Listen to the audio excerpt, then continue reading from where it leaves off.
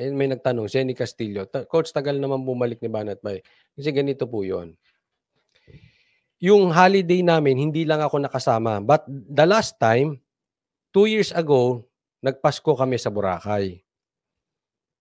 Tapos, last year sa Japan, kasama ako. Ngayon, Japan, taon-taon naman po yan eh, yung bakasyon. Kasi hindi ko nga maintindihan bakit pati bakasyon ng kapatid ko kina-question. Grabe, ang tindi ng mga tao ba talaga. Tingnan ninyo. Hindi ba tayo nagiging diktador? Galit tayo sa diktador. Nabudol tayo ng diktador.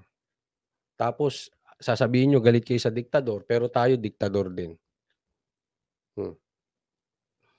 Diba? Wag natin diktahan kung anong klaseng style ang gusto niyang vlogging, kung kailan siya magba-vlog, ganun po, no? Ito po kasi yan. Halimbawa, kasi 'di ba, holiday po to, Christmas holiday eh. 24, yung salubong ng 24, yung 31, at saka yung birthday ng daddy ko 7. Pag pumatak po ang Pasko, yung salubong, pag pumatak po ng halimbawa, ngayon pumatak ng Linggo, 24. Yung 'di ba susunod na yung bagong taon Linggo rin, yung salubong. Yung birthday ng daddy ko 7. 7 din. So ibig sabihin, pag pumatak ng Pasko ng Linggo, 3 linggo 'yon. O kunwari pumatak ang Pasko ng Biyernes, unang Biyernes Pasko, susunod na Biyernes bagong taon, susunod na Biyernes birthday ng daddy ko. Kaya gano'n po namin sine-celebrate ang holidays. Naintindihan po natin. Kaya ngayon, gano'n ang se-celebrate nila. Doon sila mag-celebrate ng Pasko, New Year at birthday ng daddy ko. Gano'n 'yon. Halimbawa, Lunes, ulitin ko para maliwanag, Lunes ang New Year, ang Pasko. Lunes din ang New Year. Lunes day ang birthday. Kaya mahaba po ang celebration. Ano po yan? Tradisyon na ng pamilya namin dati pa. Yan. Sabi, Buhay Canada 519, maraming salamat. Amo kasi ni Bagong Lipunan, diktador, fake na tao.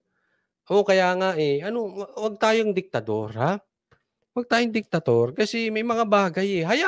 Hayaan mo yung vlogging niya. You focus on your vlogging. Ikaw ba gumagaling sa vlogging mo? O boring ka pa rin? Ganun lang eh. Tingnan mo yung vlogging mo. Kasi kung pupukusan mo yung ibang tao, inggit lang. Kaya ako, focus ko yung akin eh. Tinitingnan ko yung akin. Kinikritik ko yung sarili ko. Ako ba nag-i-improve, ganyan-ganyan. Kung pansin ka ng pansin, may mapupuna ka. Definitely, mamaya pupuna ka sa ibang tao.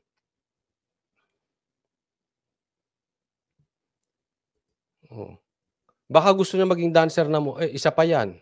Ang layo sa issue. 'Di ba? Anong issue niya? Anong naging issue? Bakit daw andun ang Mocha Girls? Teka muna, anong pakialam mo kung andun ang Mocha Girls? 'Di ba? Kahit anong gawin nila doon, wala kayong pakialam. Pero ako, may banda rin kasi ako eh. Girl group din.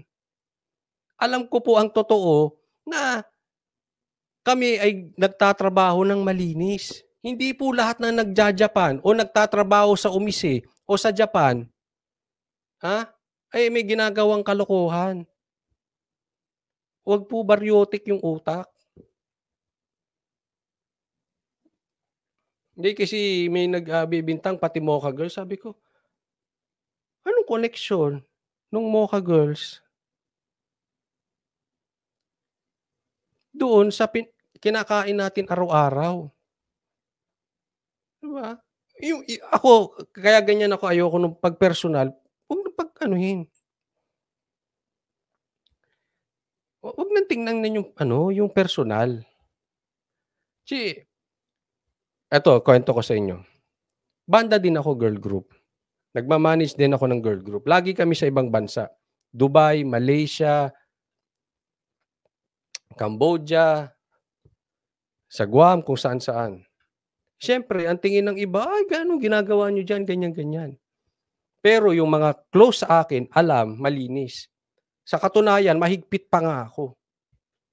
Oh. Sobrang higpit ko, para pa akong boyfriend nung mga singers kong babae.